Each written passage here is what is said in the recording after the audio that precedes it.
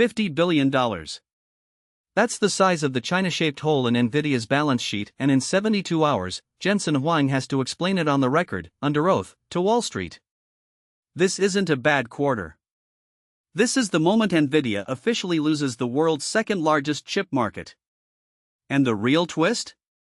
It's not the Chinese government that killed the deal. It's Jensen himself. Stay with me, because by the end of this video, you'll understand why the next 48 hours could reset the entire AI trade, and why most retail investors are about to get blindsided. Let's start with the number nobody on CNBC is saying out loud. 50 billion. That's Nvidia's projected China data center revenue for fiscal 2026, gone. Evaporated. In the last earnings call, Jensen told analysts Nvidia was modeling zero China H20 shipments going forward. Zero. This is the same company that, 18 months ago, said China was 25% of its data center business. Now it's a rounding error. And Wall Street is still pricing Nvidia like nothing happened. The stock is within 4% of all-time highs heading into Wednesday's print. Something has to give. Here's pattern interrupt number 1, the H20 wasn't even supposed to exist.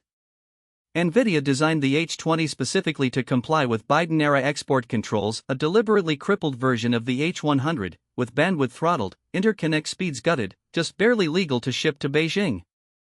Jensen built an entire product line to keep China hooked. And then in April, the Trump administration banned even that. Overnight, Nvidia took a $4.5 billion inventory write-down. $4.5 billion in chips that are now legally worthless paperweights sitting in a warehouse in Shenzhen. But here's where it gets darker. While Nvidia was publicly complying with export controls, billions of dollars in restricted chips were quietly flowing into China anyway through a backdoor called Supermicro. Reuters, Bloomberg, and the Financial Times have all reported on the same pattern: Supermicro servers loaded with H100s shipped to shell companies in Malaysia, Singapore, and the UAE, and then mysteriously reappearing in Chinese AI labs. DeepSeek's V3 model? Trained on what they claimed were H800s, industry analysts say the real number of smuggled H100s inside China is north of 60,000 units. That's roughly $2 billion in gray market hardware. And Nvidia's official position is, they had no idea. Pause on that. Because the SEC might not buy it. Nvidia is now facing a Department of Justice probe into whether it knowingly facilitated export control violations through distributor relationships. Jensen will be asked about this on the call. He has to answer carefully. One wrong word, one admission that Nvidia knew where those chips were really going, and you're looking at fines that make the $4.5 billion write-down look like a tip. Now zoom out. Because this isn't just about Nvidia. This is the moment the global chip war stops being a Cold War and becomes a hot trade conflict. China's response to the H20 ban wasn't to beg for a compromise. It was to ban Nvidia. Specifically, Beijing's Cyberspace Administration told ByteDance, Alibaba, and Tencent to stop buying RTX Pro 6000D chips, Nvidia's newest China-compliant offering. Stop buying. Not because they can't. Because Beijing told them not to. That's a sovereign nation telling its hyperscalers, we don't need you anymore. We have Huawei. And Huawei is the second-order consequence nobody is pricing in. The Ascend 910C is now shipping in volume. SMIC is producing it on a 7nm process that, according to Tech Insight's teardowns, is genuinely competitive with Nvidia's A100 from 2020. That's a 4-year gap, not a 10-year gap, not a generational gap. 4 years. And Huawei is selling these chips inside China at prices Nvidia literally cannot match because Nvidia still has to pay TSMC margins. Jensen said it himself in a recent interview, Huawei is, quote, formidable. That's not a CEO being diplomatic. That's a CEO watching his moat evaporate in real time. So what happens Wednesday? 3 things to watch. First, the China revenue line. If Nvidia reports anything above $1 billion in China data center revenue, the market rips higher because that means smuggling is still working. If it's near zero, the narrative officially breaks. Second, gross margins.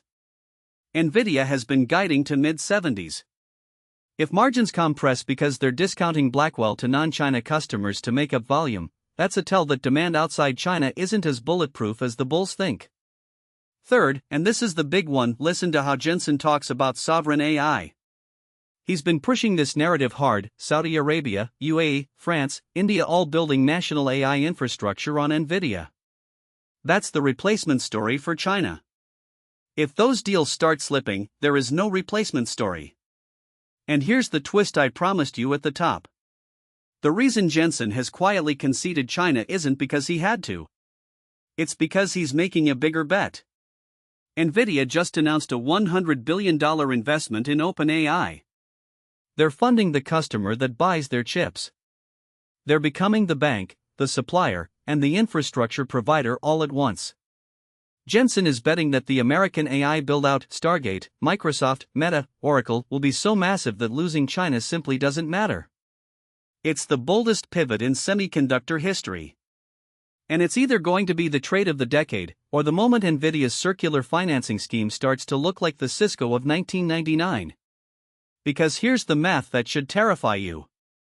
Nvidia's top 10 customers now account for nearly 40% of revenue. Microsoft, Meta, Google, Amazon, Oracle, CoreWeave, 6 companies driving the entire AI capex cycle. If any one of them blinks on spending, if Mark Zuckerberg decides Meta's been overbuilding, if Satya Nadella pulls back on Azure capacity, Nvidia's growth story doesn't just slow. It reverses. And that's before we talk about the fact that ASIC competition from Google's TPU, Amazon's Trainium, and Meta's MTIA is finally hitting real volume. So Wednesday's earnings call isn't really about last quarter. It's about whether Jensen can sell Wall Street on a future where China doesn't exist, Huawei isn't a threat, hyperscaler capex never slows, and OpenAI's $100 billion commitment is actually fundable. That's a lot of belief to ask for from a stock trading at 35 times forward earnings. The setup is binary. A clean beat with strong Blackwell guidance, and we're back to all-time highs by Friday. A miss on China context, or any whiff of DOJ exposure, and you're looking at a 15% gap down that takes the entire Nasdaq with it. This is the most important earnings call of the entire AI cycle. And if you want to understand what Jensen actually said versus what he meant, the export ban that's coming next, the Huawei chip that's about to flood Southeast Asia, the DOJ subpoena that hasn't hit the wire yet, you need to be ahead of mainstream media, not behind it.